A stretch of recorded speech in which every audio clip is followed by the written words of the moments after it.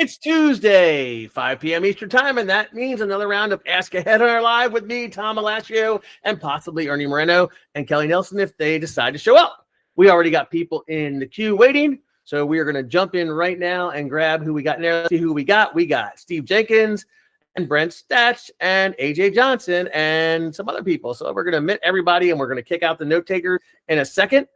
That way we have everybody on. So we got Steve is joining. We got all kinds of people joining today, and we're going to kick out the note takers because I don't like note takers. If you have a note taker, I apologize. There's Trent. How are you, my friend? Good. How are you? There's Brent. Hola. Como te va? I'm kicking K's note taker and D's Fathom note taker, right? So, now D is David MR. He does that every time. Remove from call. And remove from call. So we got Brent and Trent and me. Oh, hey guys. Yeah. So Hey, how's everybody after Halloween? There's Mr. Jenkins. How are you? Good. How are my noble contemporaries? Good. How are you? Every day above ground is a wonderful day. Indeed. And yeah, so I had a great week, and we knew somebody new joining. Let's see. Shane. What's up, Shane? How are you? Good. How are you? Oh, every day above ground is a wonderful day. That's true. And I was just telling the guys I had a great week or month or whatever you want to call it. I made 4 deals for almost $100,000. So God, very, very good month. Congratulations. Very good 30 days, I guess. Yes. Congrats. Now it's not all mine. You know, it's I partner with someone, so it's a split on some of the stuff, and some not. Some is a split, some not. So I have to go back and look at numbers. But I just realized because I got a deposit in my account for $63,000. I was like, wow, what did I do in the last 30 days? So is that when you say partner with somebody? Is that somebody in your firm? No. This guy who asked me to help him with some stuff. So I'm handling the and he handles the back end. And so I'm just trying to I'm doing the numbers in my head, right? So 2, 3, so let's see, Metal Max, Acorn, 75,000 mine of all mine, and then him and I together did 110. So in the last 30 some days, we did almost 200 grand, of which like 80's mine, which is nice. Nice. Now, the stuff that you helped him out with, was it? I mean, hats off to you, Thomas, for being. It sounds like you take greenfield sort of opportunities, stuff that I shy away from because I'm not in that niche. But you're fearless, man. Yeah, I mean, he needed help on the client side, right? And some of the stuff that I do, right? So, and I think I've showed you guys this, like the way that I interview candidates, the way that I do submittals with my interview summaries and all that stuff, and the way that I set interviews, like there's a lot of front end stuff with this client, this particular client. We're like, okay, so I just set up an interview. We have 2 more openings with him, right? So I just set up an interview with him and a candidate on a team, right? So I set up the whole team's call. I set up my team so nobody has to be let in. They automatically let in, right? So I do that for the first initial call. And then if that goes well, I get an email from him with 4 or 5 or 6 other hiring managers on his team, like senior engineers and R&D people that say, hey, this guy's really good. And then it says, Tom, do what you do and set up a meeting with the team. So then I reply, okay, guys, you know the drill. I need times that you guys are available next week. Let's say it's for next week for 1 hour. Give me times, right? And give me times that are Eastern, Mountain, Central, right? And I can do this. So I take all that, I drop it into one of the large language models, and I say, okay, now, based on these 5 people and their availabilities, where is the crossover for all 5 to be a call at once? And then it'll give me 2, Tuesday 4 and Wednesday at 5. Then I call candidate, can you do Tuesday at 4, Wednesday at 5? Yes, I can. Then I got to add all the clients to the team's call with the times and the candidates and then send it out, right? So I'd handle all of that, right? And I also have MetaView join the call and record it for him, and then I send the notes to to major hiring managers. So I handle all of that on the front end. He just finds the candidates. Oh, wonderful. Yeah. So that ended up working out. It's a very good partnership. It may end middle of next year. I hope it doesn't, but we'll see. Why might it end? Because he's getting better at what he does. He may not need me, right? So I mean, that's what it is. Like, he came to me for help, which I was more than happy to do, but he may not need me anymore. So, and I'm okay with that, right? It was basically free money, because all I had to do was do the organization. Like, he introduced me to the client. I handled the organization. I handle all the debriefs. I interview the candidates for the client. I, close the deal, send the invoices, all that stuff. But now that he's doing much better and learning and doing stuff, he may not need me. So that's it. It is what it is. Like, I had one client, Simpson Strong Tie, for 5 years that paid me $150,000, $200,000 a year, every year in fees when I worked for my old firm. So it was half money, right? And one day they said, "We hired a position. We don't need you anymore." So that's why I tell everybody, even somebody like me who gets a lot of call-in job orders, a lot of the same business, that one day my biggest client could dry up. So I always am out there trying to develop new business, figuring out things to do to add to my company, because like the Simpson Strong Tie, and the thing with Simpson Strong Tie, what I did for that company, there are 5 people there who are vice presidents that I placed as engineers there. I built part of that company, and they want nothing to do with it. Right? So, well, we almost have to take the Buddhist approach. Recruiting is transitory. Yeah. I mean, you never know what's going to happen. Tilden Lobinson Cooper is another one. I've talked about that company. That's a story I tell about, like, make people happy or sad when you talk to them, or mad or glad, right? And that guy called me back, and Tilden Lobinson Cooper paid me a bunch of fees over like a year and a half, 2 years, tons, like senior engineer, a guy to run their department head for their electrical division, their mechanical division, and the new HR lady came on and right? So, I mean, like, that shit happens, and there's nothing you can do about it. That's why you don't want to rely on one really good client. Like, oh, this client pays me $300,000 a year and everything's great. Yeah, that's great till they don't.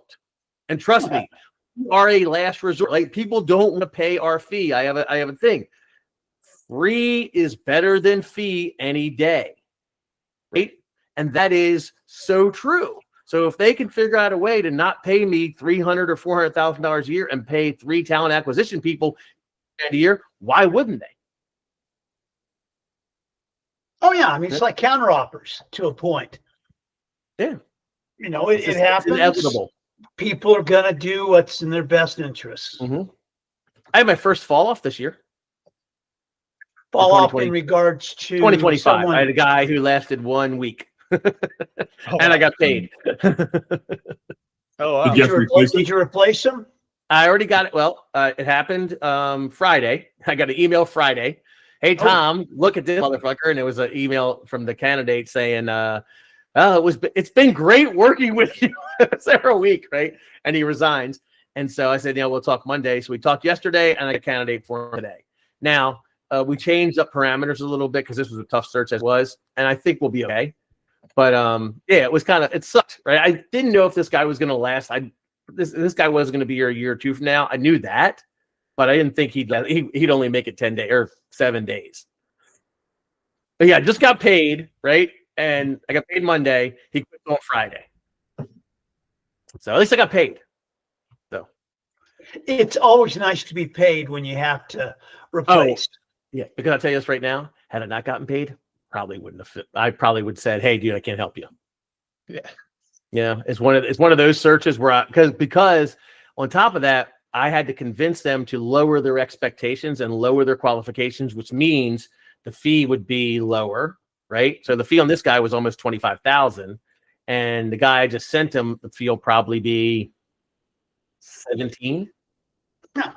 Right. So maybe 16. So had I not got paid, I probably wouldn't I ain't doing this. There's no way.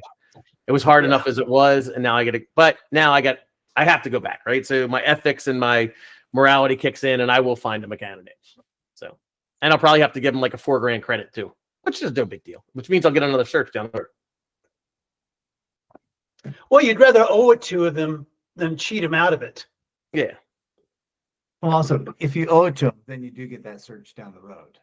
Yeah, You know what I mean? and they are very happy so far, even though it wasn't my fault the guy quit. So they're very happy with our results and what we've done. So I feel like, and they want to grow. Their goal is to quadruple their size in the next 10 years. And to do that, they're going to hire a lot of sales guys. And I'm very good at what I do, this particular industry in sales. So I should get a lot of searches as they grow. So we'll see.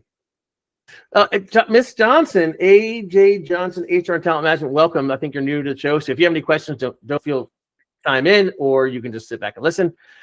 Shane is newer. Joe, Steve, Brent, and Trade have all been here before. So if anybody has questions or anything, concerns, anything you want to ask, please jump in. That's what this is for. This is strictly a answer and question type thing. I was jibber jabbering a little bit in the beginning for the first 7 minutes. So please, someone's got a question. Yes. This isn't being recorded, right? We are streaming live from my Headhunter stronghold in the Napa, Maryland, and beyond right now. Okay. It's always good to know. I want to know why you're not at the UConn women's basketball game, which starts in 20 minutes at Navy. They play That's Louisville. funny. Yeah, it was funny because we went out to dinner. Was it Saturday night, Sunday night? Went out to dinner night this week, and the whole is it Louisville? Louisville team was there. A whole Louisville team was in the restaurant. And my wife and I were walking in. She's like, "What's that?" I go, "I think that's the women's basketball team." So I googled it real quick and saw that because of the shutdown, they were supposed to play in Germany or something. So they jumped them here. Mm-hmm. Yeah.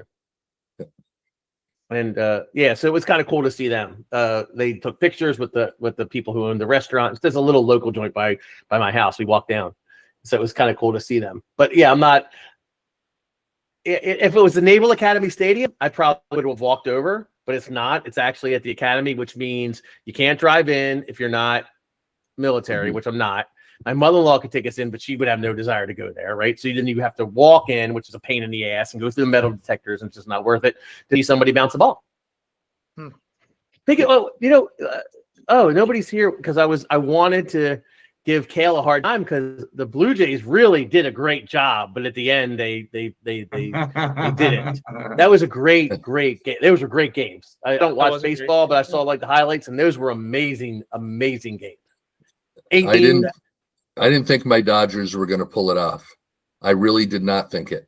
And what they did at the end was somebody's unbelievable. showing us what's Cardinal? Cardinal What is that? Nation. Louisville. Is that Louisville? Oh, okay. So Louisville. Okay.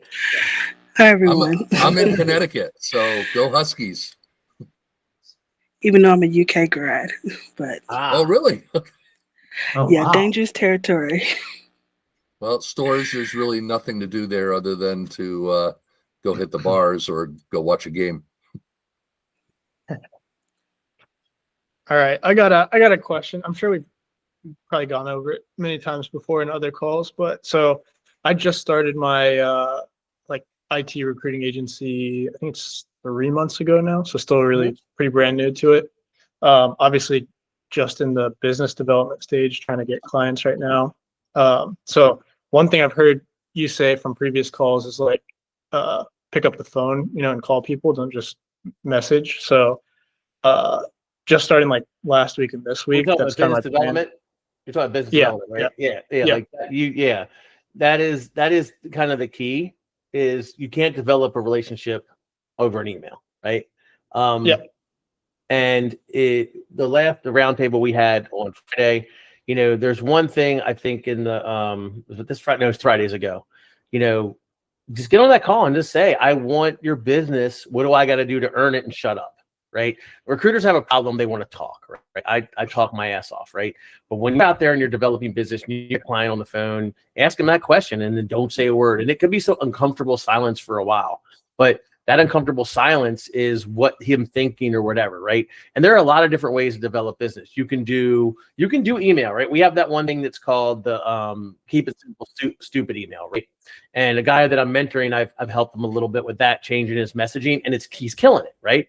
And that, but you have to make sure you have goods, with that one. The same thing with the assumptive opening, right? If, depending on what industry you're working and how you're going about it, you know, hey, this is Tom Alascio. You and I are spoken before. I just got done doing a search for Google. We were looking for a front end developer for Google, and we came across a little tidbit of information that you guys were looking for a front end developer too. I wanted to follow up on that information and see if it's true, and if it is, help you fill that position. Now, to take that a step further, have you heard me talk about ambulance chasing? I have Access to Sales Navigator? I don't. I'm just using the Recruiter Lite plan right now on LinkedIn, mainly just because I don't have any business at the moment. Recruiter Lite's great for candidates, right? But if you're trying to develop business, what Navigator does, and I'll show you real quick, is it allows you to really suss out some ways to find potential clients, right? So we talk about the ambulance chasing, and that's very hard to scale. And I'm actually working on a way to scale it with Clay.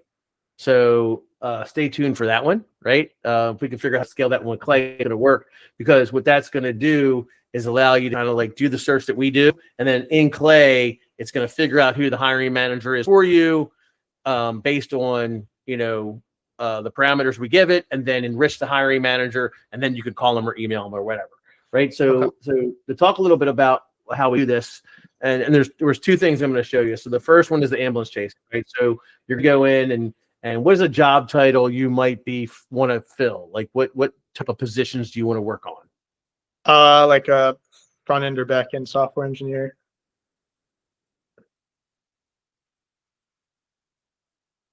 So front end developer.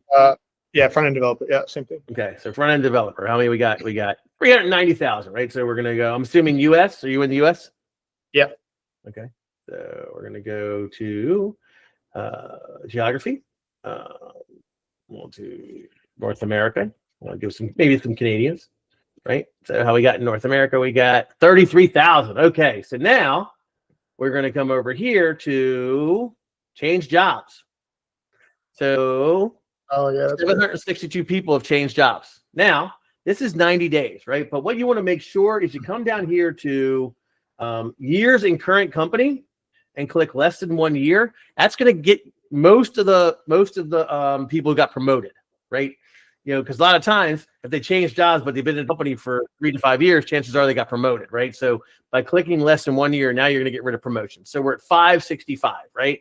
And we see that Vinay Condi was a front end at Amazon Web Services. Where was he before that? He was at senior front engineer for this company, NIUM, and he left in the last 30 days. So guess what? NIUM needs a senior front end engineer. So what you would need to figure out is who we would report to. What would be, I don't know who a front end developer reports to, right? You need to figure out who we would report to. We got a new guy joining.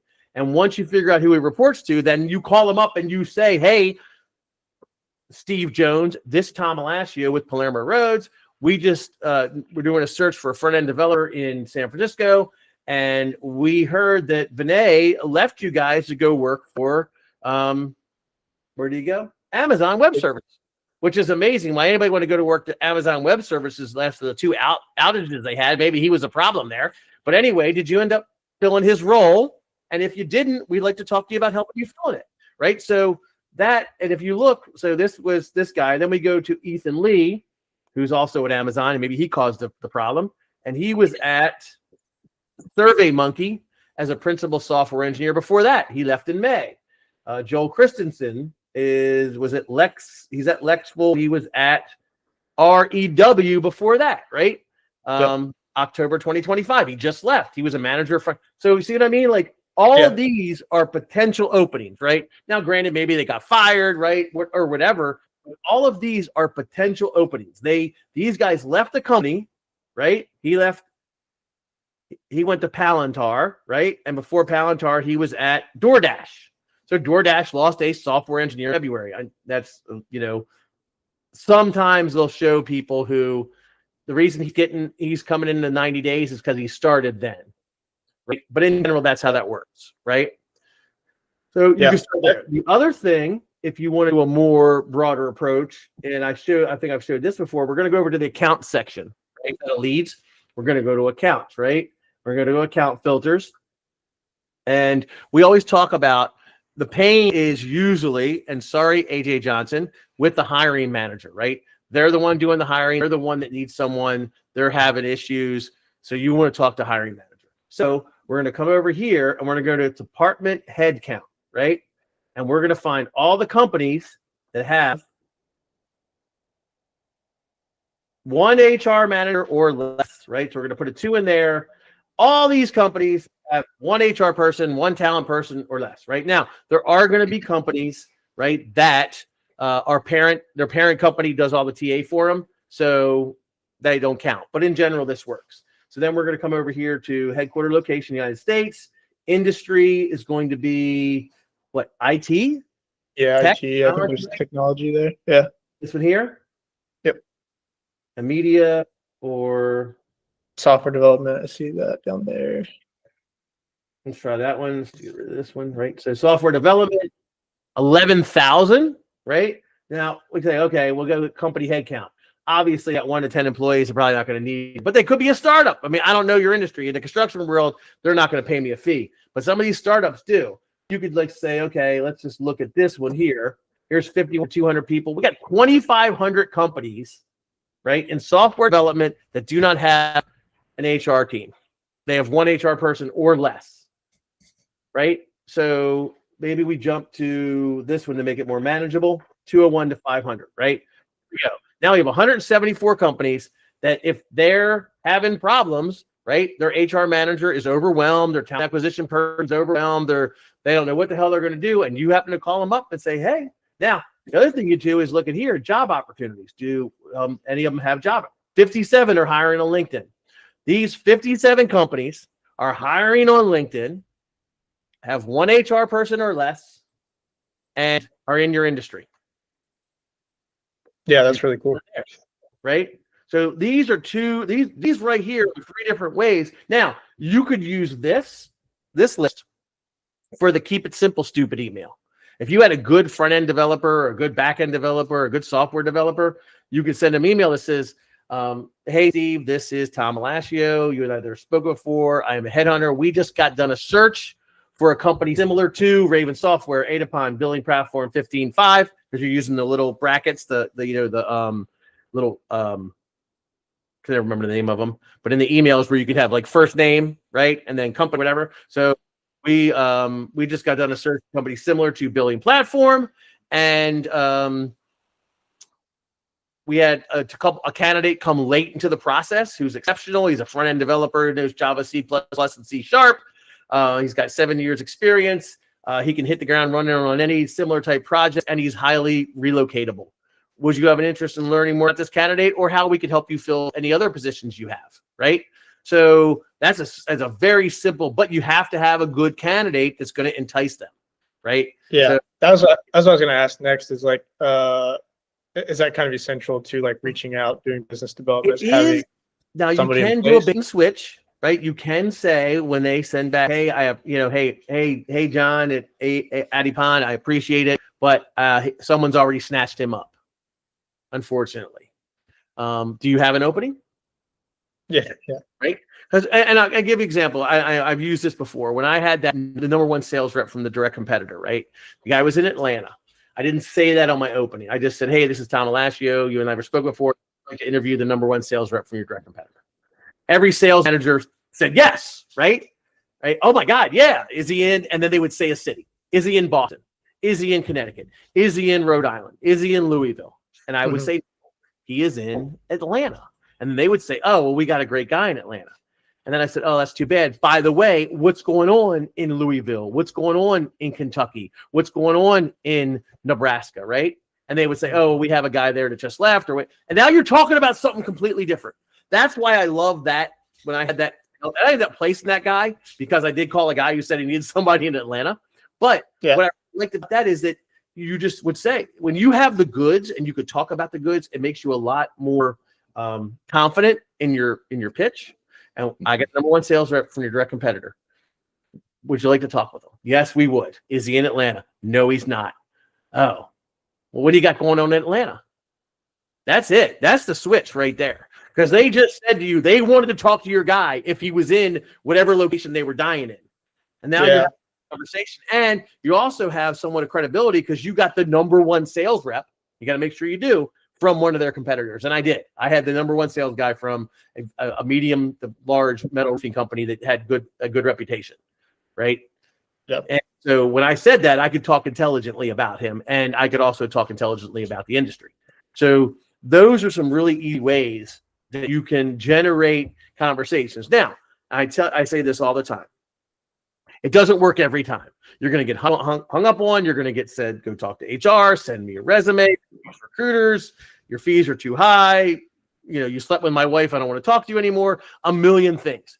But as long as you're still trying to get through to these people, develop the relationship, develop your pitch, develop your rebuttals, and keep working it, you're going to get better and you're going to get more comfortable and more confident on the phone, right? I've been doing this for 28 years. You can give me a candidate and a company to call. I can pitch them and I can try and overcome the objection. And you may guys go, wow, look at him, he's awesome. Or I may get somebody that I can't overcome the objection. It doesn't work every time.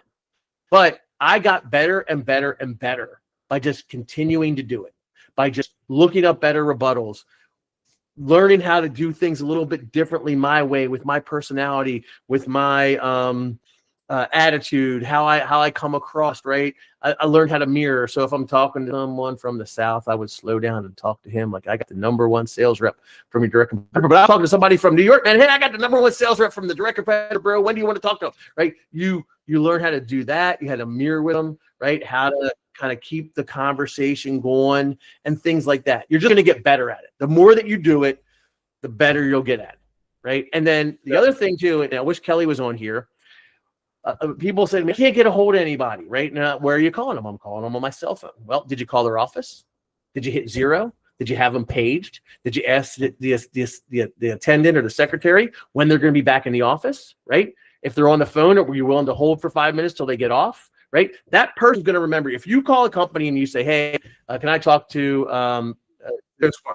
I'm sorry. Yeah, I'll put you right through. And they put me through and I get his voicemail. I hit 0, I get back, the attendant answers, say, hey, this is Tom. You put me through to Joe, he didn't answer. Is he in the office? Oh, no, he's not. He won't be back until after lunch. Okay, great. What's your name? Cindy. Okay, Cindy, thanks. I appreciate it. I'll talk to you later. Hang up. Call back after lunch. She answers, hey, Cindy, it's Tom Alashio. Is Joe in yet? Oh, he is. Can you put me through? Yeah, no problem. She's remembering you now, right? There's not going to be no gatekeeper, no screening. The same thing if you're on the phone. Hey, is Joe in the office? Oh, he's on the phone. Oh, can I hold for a second, Cindy? Yeah, no problem. Hold for a minute or two. Joe hangs up. Hey, he just hung up. Great. Thank you. Put you right through. Who's willing to do that, right? That's what I did. Everybody wants to get the first connect. If they don't get the first connect, they move on to the next one. Hit 0. Don't always call on the cell phone. If the attendant is a hardcore gatekeeper, call before 9. Call after 5. Call at lunchtime when she goes to lunch. Have 6 or 7 people in your office all call at the same time to overwhelm, and you might get someone who's not going to gatekeep you and put you through to the president, right? There are so many different ways to get through, but you got to get through. You got to get the consultation out, right? You got to say, hi, Joe. This is Tom Alashio. You and I have never spoken before. I know you're busy. I'll be brief. I am a headhunter, and I'm the number one sales rep for your direct competitor. Would you like to talk with them? Yeah. And go from there. Or, hey, I know you're busy. I'll be brief. I'm a headhunter. I just got done a search. I got a candidate that came late into the process. He's got X, Y, and Z, B, and Q. He can hit the ground running tomorrow. When would you like to talk with him? Okay. So, Tom, what's your opinion on, obviously we develop different types of marketing sequences. So you might be obviously phone calling, emailing, maybe you're getting into Clay, LinkedIn, dub videos, whatever. What do you think is the best approach with where we are in this You ever been fishing? business society now? For what's 1, 2, and 3 in that You ever order? been fishing? Yeah. Right? You go offshore. You're going to use live bait. You're going to use lures. You're going to use deep drops. You're going to do mid drops. You're going to use top water. All those tools are great, right? So you have to look at your industry and think to yourself, okay, where is the best, or how is the best way to get a hold of these people, and what's going to work, right? So for maybe the software world is going to be different to the construction world, is going to be different to the plant manager world, right? They're all good tools, right? And I like LinkedIn connection requests, right? Because, and I don't like messaging for clients. unless I have a specific reason why, right? Because so many recruiters will put in like, I'm just looking to network and grow my network. And then they'll send them a message a week later saying, hey, pay my fee. I got a great candidate, right? Yeah. So be honest. First and foremost, be honest, right? So you're gonna figure, here's my top 100, top 200 companies I want to work with, right? So how do you think is the best way to get a hold of them or to get your information in front of them? If you think the best way is a video email, then do that first and then call them. If you think the best way is to call them, then I would say send a connection request and then call them, right? If you think they only deal with email because they're in a lab and they're never ever sitting at their desk, right? Then I'm probably going to start with an email, 1 or 2 emails first, right? I have a colleague right now that has this new thing he's trying to do.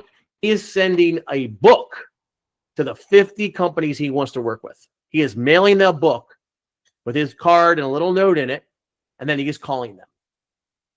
And he has gotten 5 meetings in the last 3 weeks by doing that, right? So what works for your industry may not work for my industry, may not work for Shane's, may not work for Steve's. So you really need to kind of look at that, right? So for my industry, I'm doing LinkedIn connection request and a phone call. That is all I'm doing, right? I really wanted to do work with this one company in Lancaster, Pennsylvania, and that's exactly what I did. Was able to get him on the phone and give him my elevator pitch. My elevator pitch resonated with him the way I knew it would. We scheduled a meeting, and boom, I made one of the big, the big month I had. One of those was that company. I made a $25,000 deal with them after talking to him and getting the search, right? So it's just gonna. I don't mean to be vague, Joe, but your industry is going to be different than my industry, than Brent's, than Trent's, than Steve's, right? And all those tools work, but don't just rely on one. And I think I mentioned this 2 weeks ago. All recruiters, including me, we lack follow-up. We lack the consistency to follow up and be what's the word I'm looking for? There's a fine line between persistence and being a pain in the ass. You have to be persistent.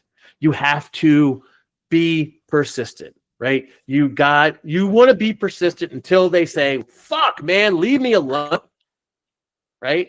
Don't ever call me again. That's what you want to get to. There was when we were talking about this 2 weeks ago, like before we had email, before we had LinkedIn, like I did numbers. I know a lot of guys did double and triple numbers I did. It was because I made 7 fucking phone calls over a 3-week period trying to get a hold of one hiring manager. And that secretary at the beginning was nice. And then she got so pissed off because I was constantly calling. Then eventually it's like, man, you are the most persistent headhunter that's ever called. I'm going to put you through to Joe. Right? Like everybody who starts in this business, who's never done it before, they see idiots like me being really successful and think, oh, I can do it because Tom can do it. He's an idiot, right? But they're not willing to grind it out. They're not willing to do what we did back then, which was keep calling until you got hung up on, and then keep calling until you talk to the hiring manager. I don't care how many times that secretary or whatever, wherever they pitched me to, I wanted that hiring manager to know who I was, and I got a hold of him. Now, it didn't work and that's the thing. It doesn't work every time. But when you're consistently doing that and you're consistently out there showing them that you're here for long haul. I've been in the same, I've said this before, Barry's Manufacturing. Guys, watch this. Go ahead and call them. You're not going to get a search from them because they fucking love me. My first deal I made with them was in 1998. And then I filled their CFO position last year. I have done work with them every year since 1998, pretty much. Right? And I've been in that same industry. They know I'm here. They know when they call me that I'm going to fill the positions. And that's the kind of attitude you have to have, is that I'm here. I am the headhunter for bottle washers in Chicago, Indiana, and Oklahoma. And you just keep calling. Finkel talks about it. He talks about how you really map out your desk, right? We call it our desk, right? Here are the companies I want to work with. You got to get a hold of every single hiring manager at those companies and find out, Do they use recruiters? How often do they use recruiters? How often have they paid fees? Do they pay fees? What fee do they pay? And then segment them out to sources, clients with great job orders, and pojos that I'll throw people at because they got bad benefits, they don't pay enough money, or whatever it is. But remember this too, you only need a half a dozen good companies to pay you 2 fees a year to make $200,000.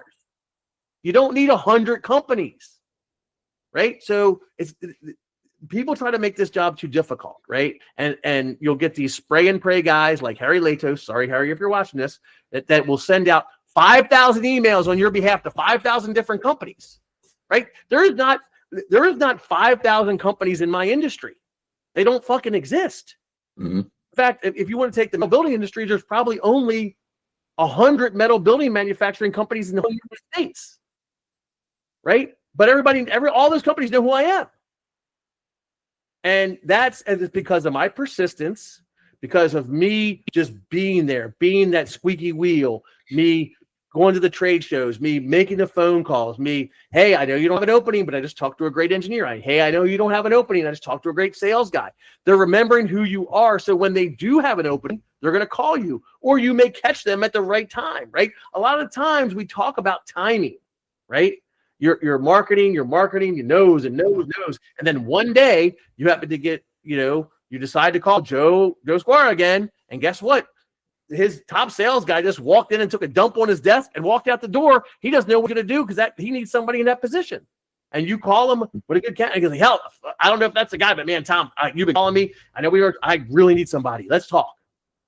Right? Timing, persistence, right? It's just something that we don't do. Like the follow-ups, you say you're going to follow up. You say, I'll call you in 6 months. How many times have you said to a candidate or a client, okay, I'll reach out to you in 3 to 6 months to see if anything changed, and then actually did it? Anybody? I'm too early. I just 13% of the time. Liar! If you're lucky, maybe 5. Nobody does. We all forget, right? I made a thing in Loxo that is called 6 months and 1 year. It's just an automation. If I drop a candidate in it, it sends them an email 6 months from now, or it sends them an email a year from now that says, hey, we spoke 6 months ago or a year ago, had an opportunity, wanted to see if anything changed. That is the best I've done. My dumb ass has the best follow-up I've ever done, and it still sucks. The best recruiters are the ones like Gavin Newsom. Is it not Gavin Newsom? It's fucking No. Governor. What's the guy? Gavin from Europe, the trainer. Gavin, you know what I'm talking about. Oh yeah, right? from Belgium. Johnston. Yeah, Gavin Johnson. Yeah. So like he is I think he's a trainer now, but he said he knew every single front end developer in hospitality, which was tiny, but he knew every single person, every hiring manager, every front end developer, every hospitality company in this small market. He dominated that market and followed up and called, and every single week and month, day in and day out, those people knew who he was. So when they had an opening, they couldn't fill it, they knew to call him. That's the type of persistence and follow-up that you need, right? Or even half of that to get that out there that Joe Sparra is the rock star recruiter for whatever industry you're trying to dominate. And you're not going to do it with just sending a bunch of emails that everyone else is sending. They get an email today, they get an email in 3 weeks, they get an email in a month, they get an email in another month. I got a LinkedIn. I should have saved it. I think I may have deleted it. She's been sending me messages like every 2 months for the last 3 years. And they're just the same stupid messages. That's it, right? Had she called me, had she texted me, had she done some other stuff, maybe I don't even know what the hell she's selling. But think about this when you're looking at using email campaigns, right? Go to your email inbox right now. How many do you have from software, VAs, Indian recruiters, Philippine recruiters, applicant tracking systems, CRMs, loans, money, over and over, the same email campaigns that we're all doing, just different wording. The same similar subject lines, the same similar body, grabbing stuff from your LinkedIn profile to make it hyper personalized, right? All the same. So if you're relying just on email campaigns like that, you're caught in a sea of noise with a whole bunch of other recruiters and a whole bunch of other stuff they're getting sold. That's why I say they work, right, to a point, and they're part of your process, but also phone calls and videos and LinkedIn and trade shows and whatever else you want to do have to be part of it, and it has to be consistent.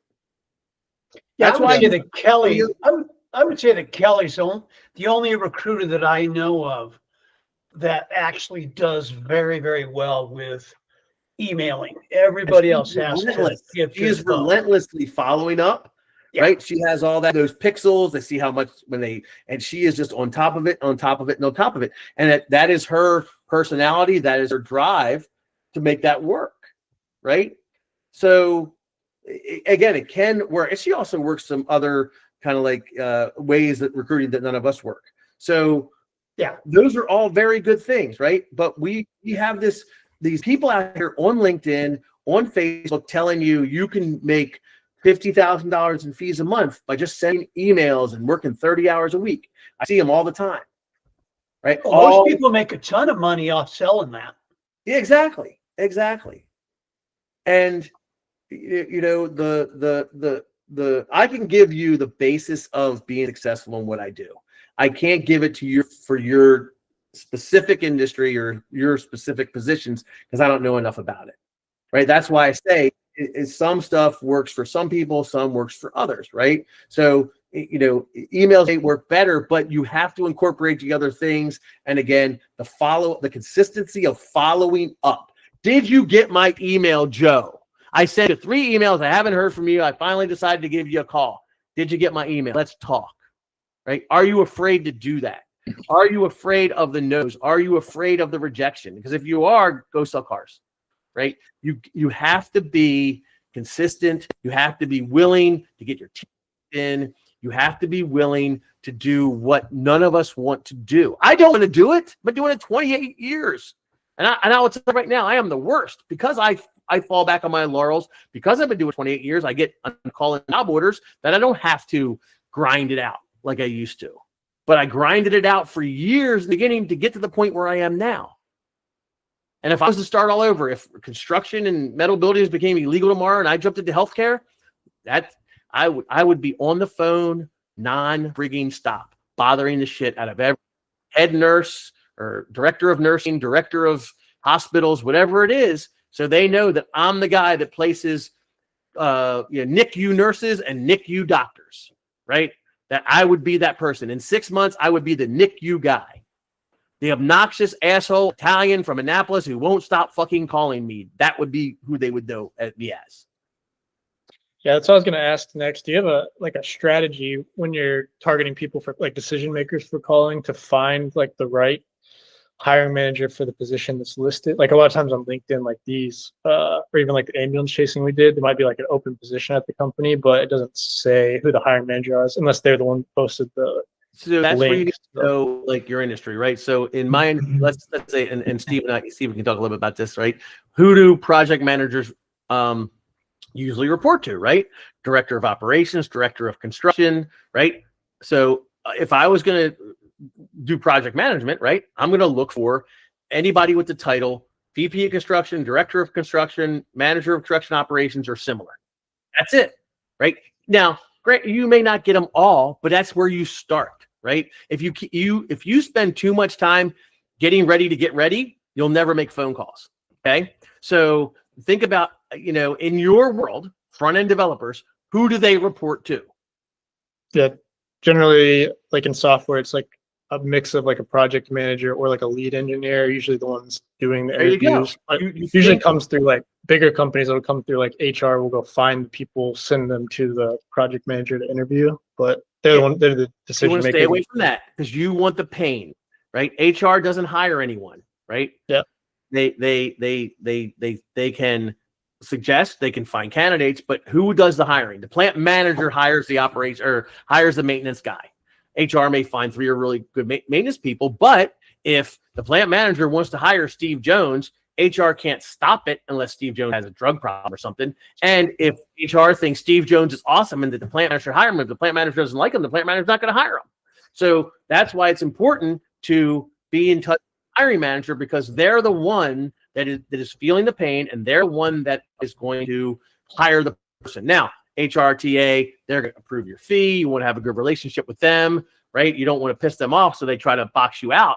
But it's important. That's why I showed you one HR person or less, so you can work on hiring managers who are having problems, who are in pain, and HR can't step in and help because they're overwhelmed with all the other positions, right?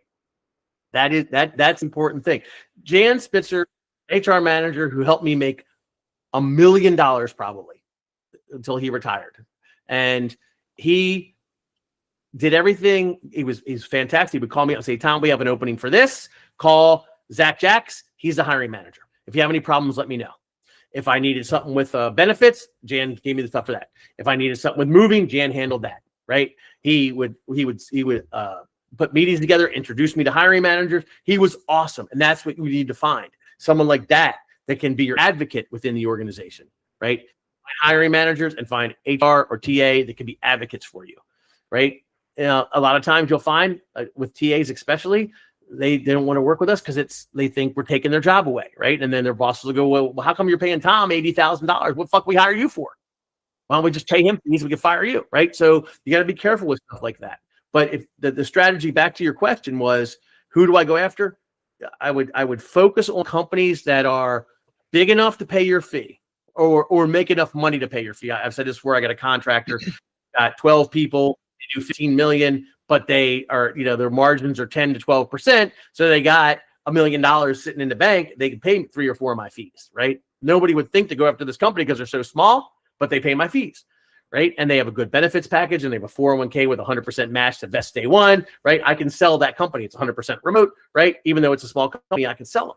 So that's what you need to look for, is companies that are, that see value in what we do, are willing to pay our fee, and can attract candidates. And hiring managers, people who are in pain, need your help. If we don't get a bottle washer in here by next week, we're going to be in big trouble. I'm paying way too much on overtime. My boss is screaming at me because I can't do the stuff I need to do. We need to get this guy in place. Those are the type of people you want to deal with. So I would start with just mapping out the companies you want to work with, right? If you're going to do this thing here, right? Let's say it's these 57 companies. I'm going to do work with these 57 companies. I decided today that this is my thing. I'm going to then go right here and go, okay, they have 349 employees on LinkedIn, right? This company's 349 employees. And then you come over here to seniority level, right? And then we're going to find our owner partner. We're going to find our vice president, and we're going to find our CEO. And I think we don't need director on that yet. So we got VP of Customer Success, co-founder, CEO, Brian DeHaaf's getting a fucking call from me, right? Vice President of Marketing, VP of Finance Operations. I don't see a VP for IT. So for this one, I'm calling this guy, right? Because everybody else. Oh, number one's real. I might call this person and this person. These two. She's been with the company 9 years. He's been with the company 12. He's the founder of the company. Those are the ones that are getting calls from me. Because if Talia doesn't hire anybody, but you have a great pitch and a great candidate or a great way to make her feel warm and fuzzy, she's going to say, man, we've been dying for a front-end developer. You need to call Brian. He'll be happy. What's his cell phone number? Here it is. Gotcha. Right? There's nothing wrong with calling other people. So when you partner effectively with a TA person, what are your thoughts on providing them something of value outside of the regular channels? So if you have a TA person and they just made you, $30,000 and they were helpful to you, are you sending them an EMX gift certificate to go away for the weekend? Well, you gotta be careful, man. That, you can get in a lot of trouble with a company, especially if they're publicly traded or a big company. That's a kickback, and she'll get fired, and you'll get fired, and you don't want to do that. I sent Jen oranges once because we're in Florida, and he thanked me and said not to ever do it again. He would get in trouble. Okay. Right. So you have to be careful with that, right? Because I knew a recruiter, I knew a fucking recruiter that was paying drywall HR manager $5,000 of every fee, and they got caught. I think the HR manager went to jail, right? So you know, I would say, you know, you could give them anything that wouldn't be of value, right? Maybe I don't know, you know, Joe, that's a tough one off the cuff. I would say, that's why you got to ask the tough questions. Help their kid write a resume, right? Or something like that, right? You know, if you ever come to Maryland, you could take them out to dinner, right? But you can't give them stuff, right? I have taken. So you can give them experiences. I think the Union Corrugated out and $300 dinner, right? We took the guy from Siva. How was that? Siva Construction in Orlando to Joe Stonecrab and had like a $2,000 dinner bill, right? You can do that, yeah, right? But you can't give him a $2,000 gift certificate to Joe Stonecrab. Okay, does that make sense? Yeah, like because in the industry that I was in, we spent massive amounts of money with our customers giving them experiences. So it would be, hey, we're gonna go play golf, you know, at one of the top courses. But that's for everyone. Right. So think like I have clients that have every year they take their top 20 contractors fishing. Right. That's different than what we do. It'd be something where we have to participate in whatever we are providing them, I would say, is the guideline. Probably you could give that gift certificate to the CEO of the company, owner of the company, versus the HR manager or the talent acquisition person. Right there, that's where your lines get, you know, why Joe sent you, I don't know, 10 gift certificates for $500 each for just Stone Crab. And have you looked at any other recruiters, Cindy? Why are you doing this, Cindy? Are you doing this because Joe, like, you don't want that ever to fucking come up. Now, the owner of the company, you can give, he's more than happy to take your money and give you business. That's what owners do, right? But when you're talking about HR, you're talking about you know, stuff like that, then it gets very, very sticky, and I would not recommend it. I'd stay away from that one. That's just me personally. Anybody else, feel free to chime in. I don't like it. Cynthia and Spitzer aren't a whole big box of Indian River citrus, and I was thanked. I'll never to do it again. I think that it takes you off of being on equal footing and makes you suck up to them. Kind of like you want to be on equal footing, and fuck, they need you as much as you need them. You know what I mean? You found that great person. That person, you know, let's say if they're paying that person 100,000, that person's bringing in 500,000 of revenue. Fuck that. You know, the company needs the people that you can find, and I think that you'd be better off having that attitude going into it. Kind of the old Sandler sales. I'm an old Sandler sales guy. If you're looking for the cheapest, it's never going to be us. Yeah, you're looking for the cheap. I love that Sandler thing. Why would you call us? You know, we're never the cheapest. And you guys always, you know, there was a guy who was a sales guy was talking how I DOT or something called him. It's like, why are you calling me? You know, we're never the lowest bidder. Oh, but we want you to bid. You know, we're not going to be the lowest. I'm not going to waste my time. No, it doesn't matter. We want your company, right? When you have that attitude, right, things change. And so I agree with what Bryn said. Is that it's tough to have that attitude though when you're looking at like, okay, how many checks I received this month? Oh, fuck. So, Brent, are you saying that trying to buy their business might not put us in a good light? Yes. You know, years ago when I was doing IT, and I did IT for I think 15 years, I had one client who I placed a lot of people with, and to this day, I have never met them, and I've been out of IT for a long time. The point was, I remember discussing with the head of HR. She says, "You know, Steve, what we like about you is that you don't come by every once in a while and give us coffee and donuts. We don't need that. We need great people like you find for us.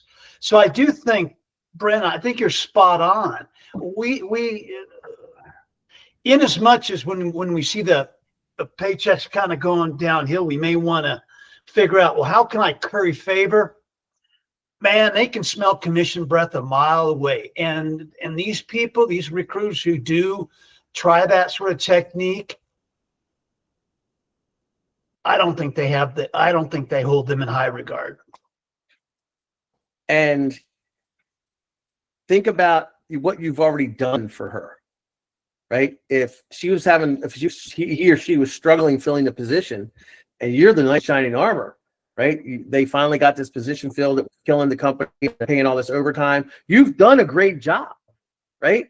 The reason that my clients, I get a lot of repeat business, is because that I'm with them are now like I said, Simpson Strong Tie. That's a bad example because they hired a TA team, but for the time they were using me, it was because I was bringing them candidates that they could not find on their own and did not know they existed, that they were that good. Yeah, I mean, it should actually be the opposite. They should be buying us gifts. No, and One of my clients I'm not trying to be a stuff every wiener now about and it, then. but we save these hiring authorities bacon constantly. And the problem I think you may be seeing, Joe, is our industry as a whole is horrible, right? There are horrible recruiters who waste their time. There are horrible recruiters who cost them money and don't make them money. And we get lumped into them, right? And we just need to we need to be the cream that rises to the top, right? And be like, no, I don't need to buy business. My results are why companies continue to use me. My results are why HR managers, talent acquisition managers, and hiring managers say, call Tom Alascio, right? I don't want to, I'll brag, right? My biggest client is a Fortune 100 company with 3,000 employees. At least once a month, I'll get a call from someone, and I'll have to turn them down because they'll say, hey, Tom, I got your name from so-and-so. He says, you're the guy to call for recruiting. We're struggling. And often I'll have to say, hey, I don't work IT, right? I'll try to get you somebody, but I can't help you with that, right? But that is why, because if you go to one of their corporate meetings and ask 10 of their on their commercial division side, who would you call if you need to hire an engineer or a project manager in this industry? They're going to go, call Tom, right? That's because I continue to bring them high quality people. They cannot, and this, I stress this all the time. This is why I don't like Monster, Indeed, Open to Work, LinkedIn, job chasing, because we are supposed to find them people they cannot find on their own. If you're running ads and you're just grabbing people that apply and sending them out expecting to get a $20,000 fee, they can find those people on their own. It is our job to find the people that no matter what they do, they can find. And that is when I call up an engineer who is not looking to make a job change, who is sitting in Sheboygan, right, and has never, thought that he was unhappy and thought he was being paid well, but his company's owned by one guy and his son might take over one day. But hey, he's making $100,000 and he's done work at 5 every day. And then I call him on the phone and he says, I'm happy where I'm at. And I say, I didn't call you because I thought you were unhappy. I called you because if you were unhappy, you'd have called me. I called you because I have an opportunity better than the one you have now, and blah, blah, blah, blah, blah. And I start selling him on why my client's better and why his company sucks. Next thing you know, he's like, well, the owner's son might be. And now I got that knife and I'm putting it in the side. I'm turning him. I'm interviewing him, finding out he's a rock star. He's got his master's degree. He's got 7 PEs. He's designed some of the most complex design build structures in the area. And he's underpaid. I call my client up and look what I got. My client just goes crazy for the guy, takes him out on a boat with his wife, shows him the area, sets him up for everything. And next thing you know, the guy's working there. And they're like, Tom, we cannot believe you found that guy. That guy is absolutely fantastic. I was told 3 weeks ago, if you could find us guys like that, we would never use any other recruiter again. That is the best candidate we have ever seen. We wouldn't need to hire any other. If you could just bring us people like that nonstop, we'd cancel all our other ads, everything. I had another company, when I said the guy's name, his name is Brent Bunting. You can look him up. He's in Canada. He works at Simpson Strong Tie as a president. I said, hey, I found a guy. I'm having a conversation with tomorrow. His name is Brent Bunting. And they went, you found Brent Bunting? he's willing to talk. Oh my God. The next day, they brought him in for an interview and they hired him a couple weeks later. And that is what we get paid for. That's what you get. When I said I got a $30,000 fee today, is for that. It's not for running an ad on Monster and sending them some candidates. That's why we don't need to pay anybody oranges or a gift certificate, because we have the goods. Because you are the that's that's the one thing that I wish the industry was stronger in terms of our overall messaging, regardless of, you know, who you are as a recruiter or what niche you're in or whatever, is that when it's just very simple. When a company is looking to hire someone and they place an ad, there's 20% of the people out there who are looking for a job. 80% are not. So you can pick people in that 20%, and if that's satisfactory for you, then that's exactly what you should do. But if you want access to the 80%, you're not doing it yourself because they're not looking for a job. You have to pay us. And I just don't think a lot of companies really realize that simple math of, you know, wow, I'm trying to pick an engineer out of the 20% that want to get out of where they are. You know, that does that really make sense? Unhappy, they're unqualified, and they're unemployed. That's what you get from ads. Unhappy, unqualified, and unemployed. Okay. Now, that being said, I will admit I have gotten the occasional in the 13 years, 14 years I owned this company. I have gotten some fees from some ad people, but they were anomalies. That, you know, I got a guy that wanted to move back to Massachusetts. I found him on Monster. He had posted his resume on Monster. He was living in California, had a degree from the Massachusetts MIT. Yeah, MIT in mechanical engineering, right? And I wouldn't have found him otherwise. That's why I signed up for Monster for a year. I never probably used it again, but I said, hey, if I could find a candidate I couldn't find otherwise, I'll sign up for the year, and I did. And I got like a $27,000 fee for the guy. But I wouldn't have found that guy otherwise, right? So that was an anomaly, right? He was in California. He wanted to move back to this really small town. My client was in the small town, right? So that was an anomaly. But 99% of the time, we are tasked at finding candidates who are gainfully employed, who aren't looking to make a job change. But when you start talking to them, you do find that there are little nuances about maybe their company's not growing, maybe they didn't get a bonus, maybe their boss is an asshole, maybe the owner of the company is going to hand it over to his cocaine-laden son down the road, or they got bought by a PE firm. I mean, there's all these reasons why, but they're happy, right? They don't want to rock the boat. They make $100,000. They got a wife, they got a car, they got a kids, they got a house, they get to go on vacation. I'll deal with it. So what? So the boss can be a hothead. I'll deal with it, right? That's where we come in.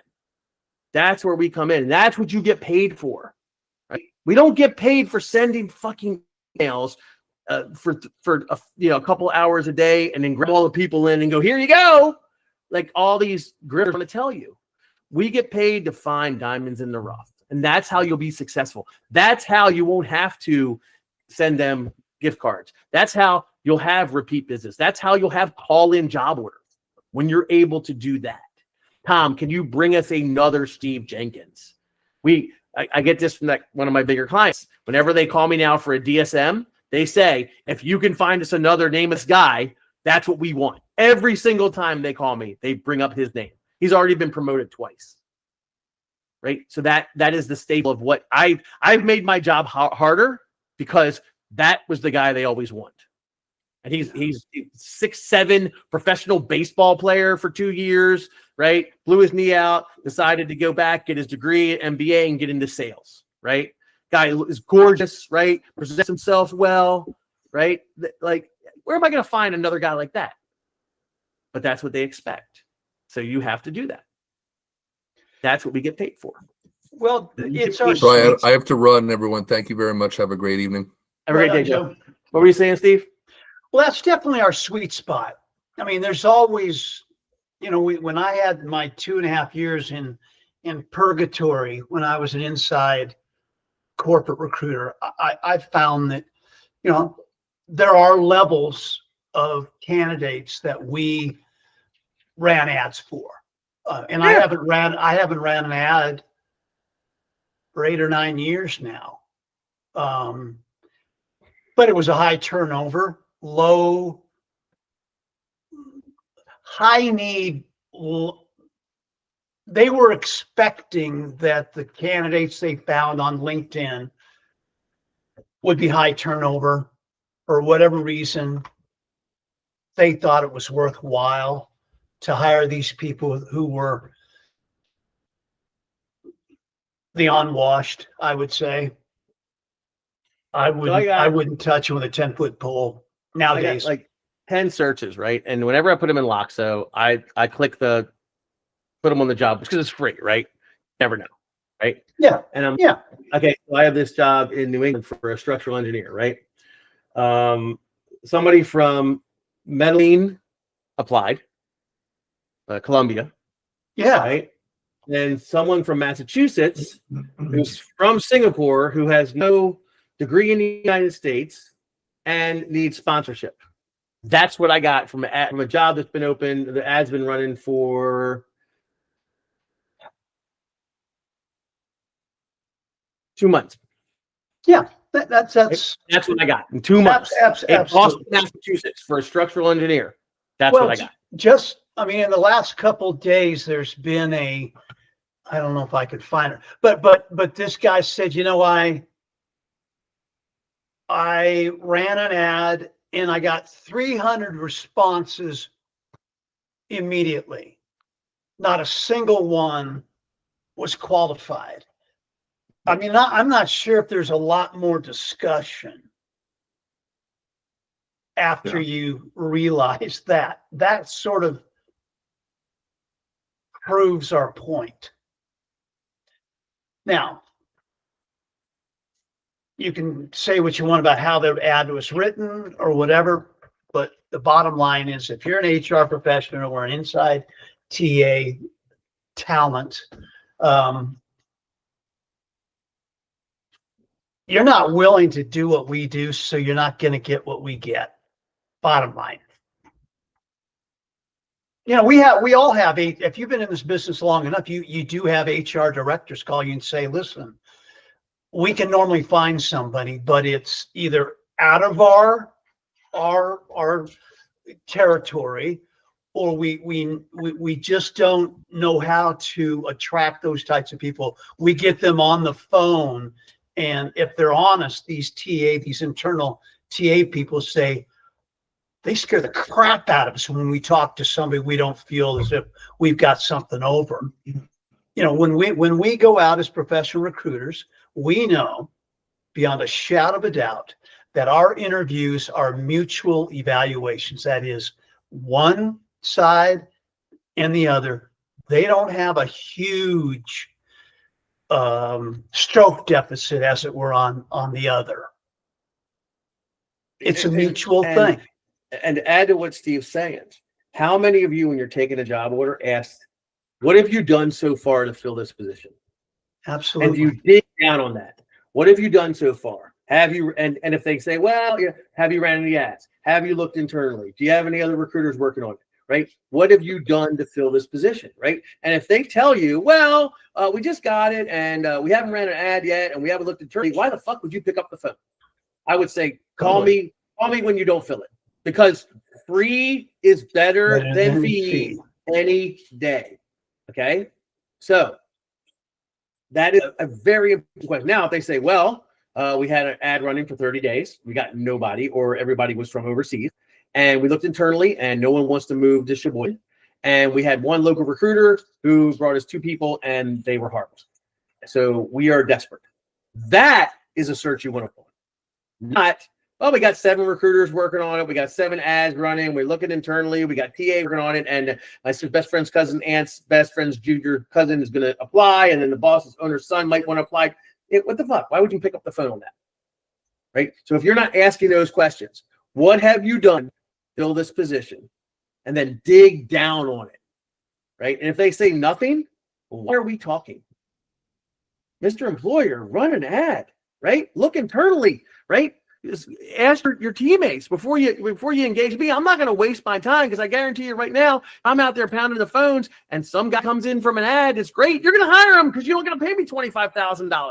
So please don't waste my fucking time until you've done all that. Well, and I think they understand, or at least they appreciate our honesty if you ask them the Yeah. tough questions. Yes. If you're too eager, they got you. You But for don't the want to shorties. waste your time. And I know what you're saying. It was a Brent saying, I'm looking at how many checks come in and it was 0, right? I get that, right? We've all been in that situation. But what do you have? If you're working on some shitty job, right, that 7 other recruiters are working on, the chances you filling that are slim and none and slim left town. Yeah, Go find something else to work on. It's called a bake right? sale. Yeah, I mean, that's why I say I don't work on searches that other recruiters are working on. I refuse. And if a candidate tells me he's interviewing at 3 other places, have a nice day, man. Call me when you need a job. Like I don't have time for that.